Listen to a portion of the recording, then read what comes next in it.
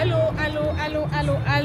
les amis de Jeanne d'Arc TV, Jeanne d'Arc TV. Wanatango nyonso ndenge Maman Sonia Jeanne d'Arc. Azaina kolobana bino tango nyonso te tokolembate. Wana toujours na cadre ya katina émission na biso ya Jeanne d'Arc TV lolenge na ebisa bino ke ekozala na ba bombe. Ya wana tala lelo lisusu na ye Maman Jeanne d'Arc TV aye lisusu liboso na bino pona kotalisa bino makambo lolenge oyo tozali na komona na kati na bamboka yambo te na banda na pesi mbote mingi na bana ya Nekongo bana Nekongo ba Kongomani partout na monde esika evandi bino na pesi bino bambote na bino ebele na Asie na Europe na Amérique na Afrika nde na loba na bino Afrika bana Centrafrica les amis de Jeanne d'Arc TV na pesi bino ai elo na bino yangwana mbote mingi na ba cofondateur ya Sonia Jeanne d'Arc TV wana papa na ngai bienvenue welcome mama ya mobali ya mama Saraina na pesi yo mbote sike zali wana yondo zali administrateur ya kati ya Sonia Jeanne d'Arc TV ba cofondateur Yannick Baka leki na ngai ya bolingo nde na lobaka na yo 2 mètres et puis na bosanité lisusu papa na ngai papa Doudou motema ya mama Aïcha cofondateur ya Sonia Jeanne d'Arc TV Johannesburg na pesi bino bambote na bino ba elo na bino yango wana en tout cas ni na zaki ko sabino kaka ke bolanda Sonia Jeanne d'Arc TV la chaîne Sonia Jeanne d'Arc TV lo lenge na baki na bino ke ezali na ba explosion e kozana ba explosion nde na lobaki na bino te biso ba eto bimi libanda tozali les miroirs du monde tozali miroir ya bana Nekongo tande tozali ko bano tozali ba miroir parce que tant on na ebisa bino ke ba mama combattante ba papa combattant tant on na ebisa bino te soki ozali na poti na misu okomona te il faut ocha miroir po eba ke eloko oyo ezali nga na misu ezali mabe ou soit crayon na che mabe ou soit nazana moi tache awa tout ça là est otali miroir. Tout ça a l'air au tali miroir. Ce qui miroir ezate moyo ba défaut o ezali na face na yo ezate. Ya moto on sto lo bakana bino ke bana Nekongo ba combattante bolanda makambo ba diaspora bazali na koloba na bino. Biso batoto bimi libanda ba mama combattante ba mama Sonia Jeanne d'Arc to bima libanda to yebi lo lenge ni ba makambo zali na koleka na kati na mboka oyo. Ya wana tela lelo na eko talisa bino vraiment mama Sonia Jeanne d'Arc TV na yeli susu na ndenge mususu nde na bena bino ba explosion partout bo s'abonner na Sonia Jeanne d'Arc TV tango no sonne na baki na bino il y aura des explosions dans tous les sens yango na lelo lisusu toye awa toye ko tambola lisusu ko talisa bino nazo talisa bino kaka ba mama combattante bana Nekongo ko tala kaka rivière haute ozali na yango awa moi rivière autozali na yango tozaka na moi rivière o ezali ya bord de Loire tozali na bord de Loire la rivière ya bord de Loire donc on a rivière ya bord de Loire tala bateau bazwa vraiment mboka na bango à cœur bateau bazali na esprit patriotique les patriotes balinga mboka na bango lokolo eloko mususu tala rivière o kaka ezali rivière moko ya moke lokolo neti rivière na biso ya njili tobengaka ya mai ya njili bango awa ezali babenga yango Loire parce que toa na mboka Jeanne d'Arc babenga yango Loire donc toa na au bord de la Loire ya ville ya Orléans bino moko botala kaka mwa mai moke oyo bapesango valeur moko incroyable nde tozali na kati na festival ya mai na bango oyo mai oyo basala yango rivière oyo esalama na 1412 basala yango kosala donc bakreza na 1412 bakreza mai oyo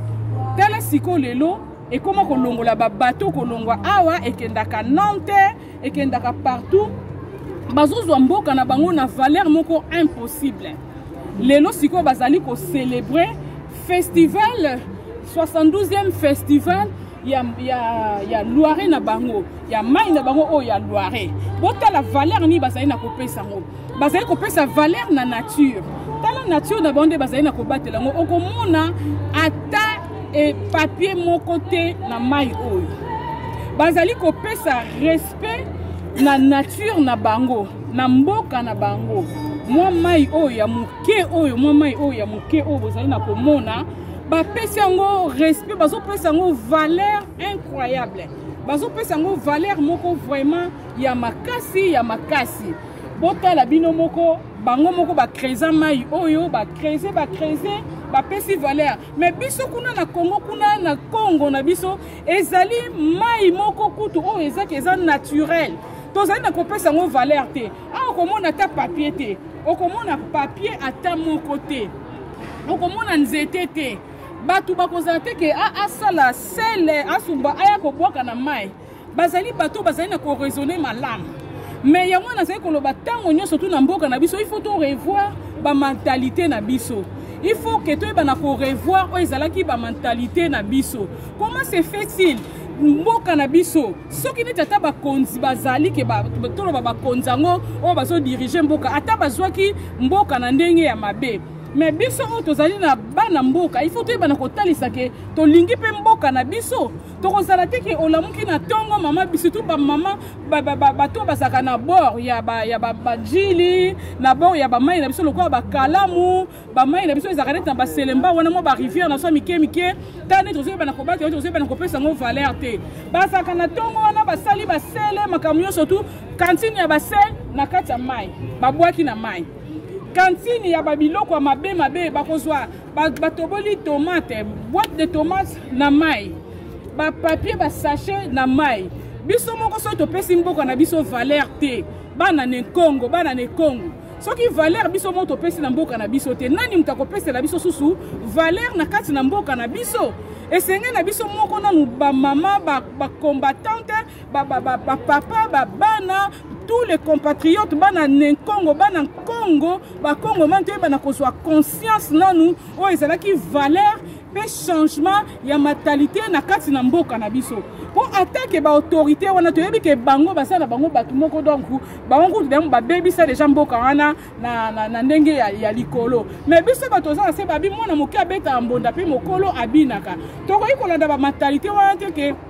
tous on nous ba sachet to boaka po bango ba kokita te balo banso ke o bolongo la sachet mais yo moko na oza na conscience bana Congo man biso moto za na conscience wana nu ya koyeba ndeni ya ko utiliser o ezalaki ba valeur ya mboka ba valeur patriotique ba valeur o ezalaki ba valeur ya mboka na biso esenge na biso moko nanu to yeba na ko salela o ezalaki ba valeur pe ba changement ya mentalité na kati ya mboka na biso ata bango ba autorité ya likolo bazali na ko sala makambo ezali mabe mais biso te bana ko talisa ete mboka etambolaka bongo te ko boka sachet na mai te ko boka ba sel ba soya ba sel ba masuba na mai te o le sachet o le lipa o ba papier o boaki wana ezali te ke mutu mususu mutu akoya ko changer le biso senga na biso moko nanu to changer na mentalité to bana na ko changer mentalité to kena na lolenge oyo elongo bani ya modèle wana ya mwana zali ko talisa bino botala bino moko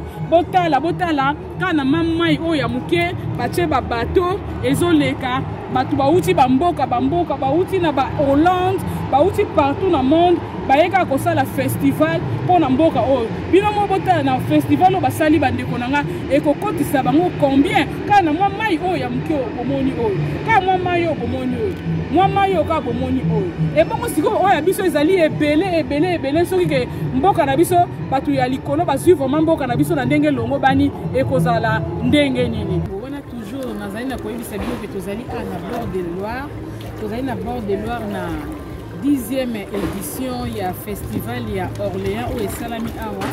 batu bauti partout na monde entier bomoni bino moko talande bazali na kozwa valeur ya babato na bango bozali na komona botala bino moko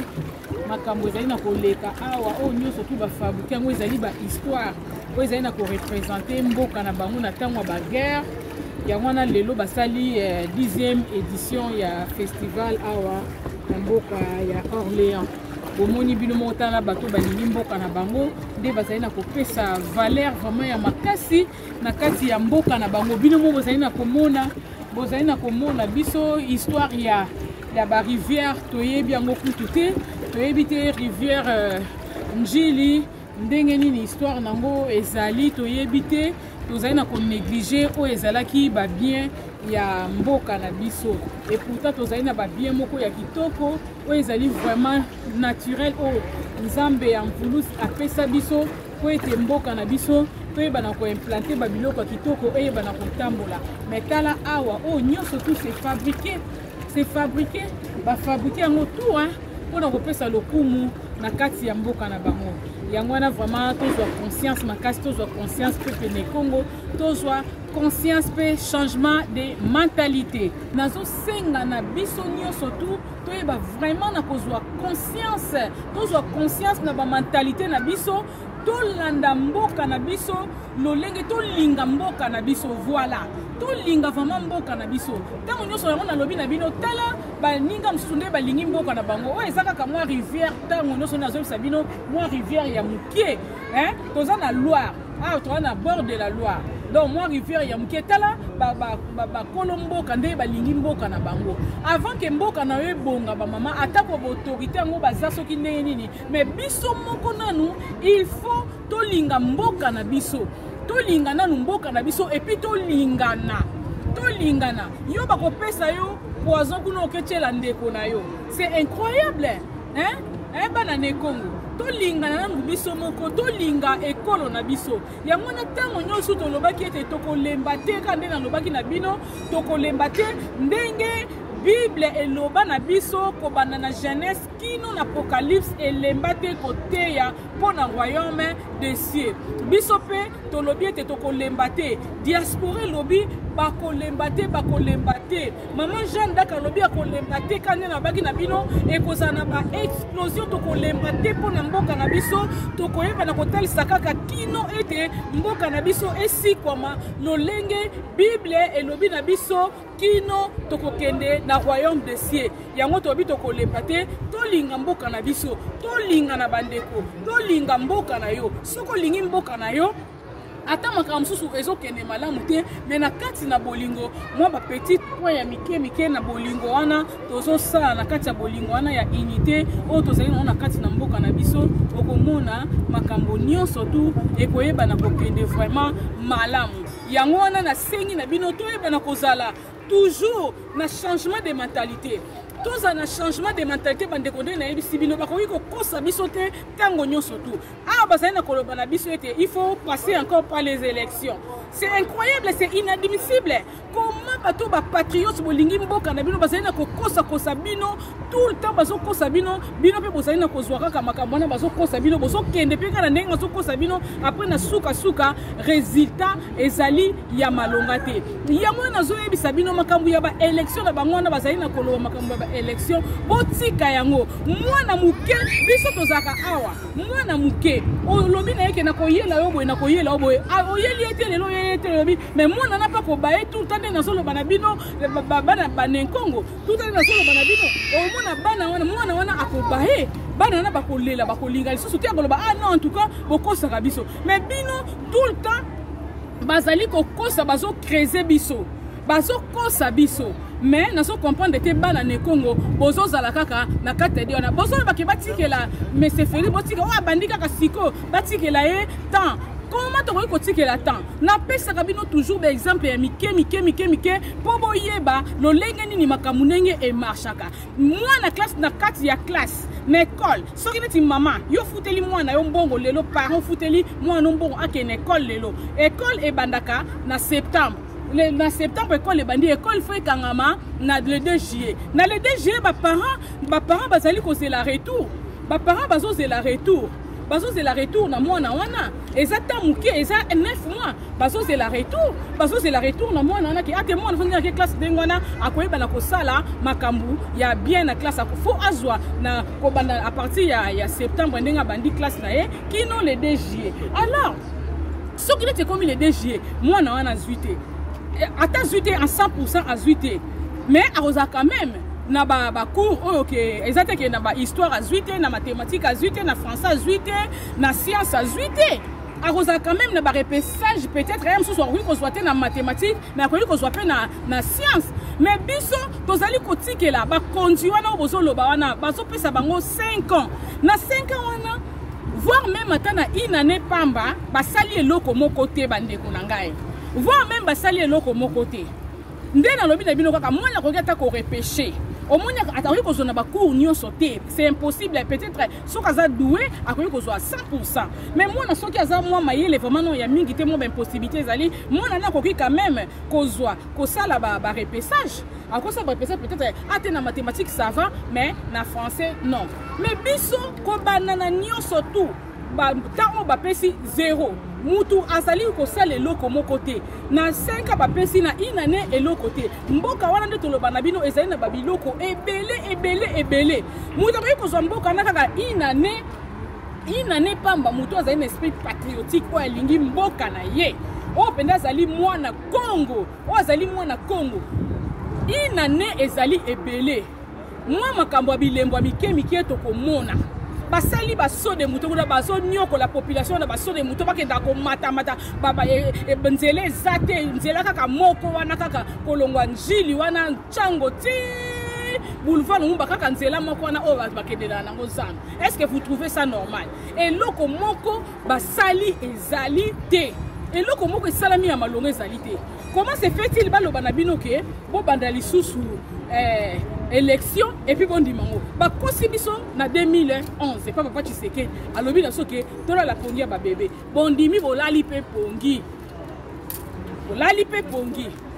ba yesu ko kosta biso ba mindele ba ye ko imposer biso Joseph Kabila ba imposer biso Joseph peuple et se soulever te et loko moko te tozo tala kaka o nzamba ko sala botika makama nzamba ko sala révolution mandeko na ngai bato tozali komona o bazali kosala na kati ya bamboka oyo mbilo balobaka teke makambo nzamba basala bango bazana mayele nzamba sapesa biso mayele tango nyonso tozoloba ngo mayele déjà ezali na kati na biso nzamba sapesa biso déjà mayele comment se fait-il bolobaka ke nzamba sapesa biso mayele tala babato oyo nde oyo mutu asali yango mutu asali yango epi fe biso bana ne Kongo basala bato mo basala mayele tozala babwa bango na bango baso koluka kutu ya koluka biso towana babwa oyo kapena bale vrai bois oyo toyi kosala boy tala biso ba pirogue kuna ba pirogue o basala ka mo ba na ba kutu li bato boîte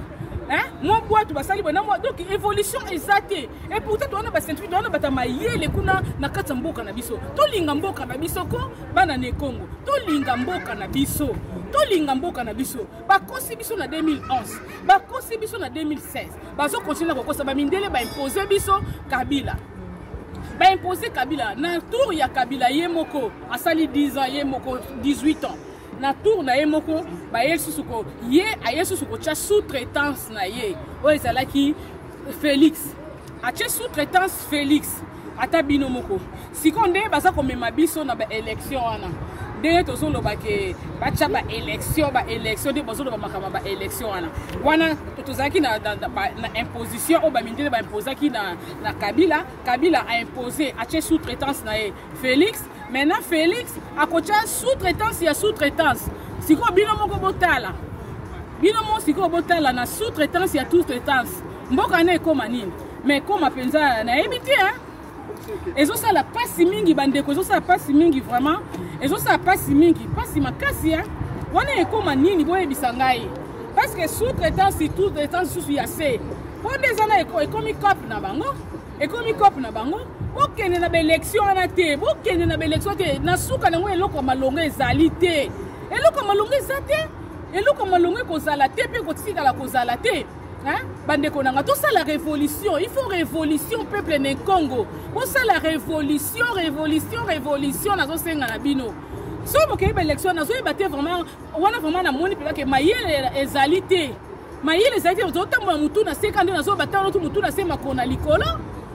parce que donc bango nde baza bongo omoni nde eza bonela bino toza ba miwa di monde makambo to mona ka soko bimi libanda ya mboka wana on dirait qu'on a des bachapa bitende noir et obimi okofongola mi sous peuple ne Congo bana Congo ba Congo man boko fongola mi sous bomona pena ke oui makambu mama Sonia Jeanne d'Arc aso bana biso eza makambu ya solo boko fongola mi sous bomona ke kuna bazali ko chapenda batu na toza pena na kati ya four de feu boza pena na four de feu hein boza pena na kati ya four de feu. Alors, vous fongola misu bana ne Congo, fuko fongola misu ko boya ba élection wana. Parce que ndenge sa bongo bilo ndande bozaka na kachambuka na bomo na kaka élection. Mais na suka na ngo eloko moko ezate. Na suka na ngo eloko moko ezate na kati na élection wana. Eloko ekozala te. Eloko ezala te bana ne Congo. Eloko moko ekozala te. Comment qu'on se fait-il ko tambola kaka na kati na ba idée wana. Il faut que ba idée wana makambo na élection bolonga il faut révolution de ça na kati na mboka wana. Et ça so makambo ba élection te. Élection ya nini? Bokata makambo ya élection wana makambo ya élection ezala te bokata yango parce que nazo comprendre te na kati kuna boye ba te ka o eloko boye te eloko boye boko comprendre te vous ne comprenez pas hein? Pourquoi vous voulez pas comprendre? Poso comprendre te pour nani il faut comprendre que en tout cas ba constitution mingi il faut tout ça toujours qu'à la révolution parce que élection te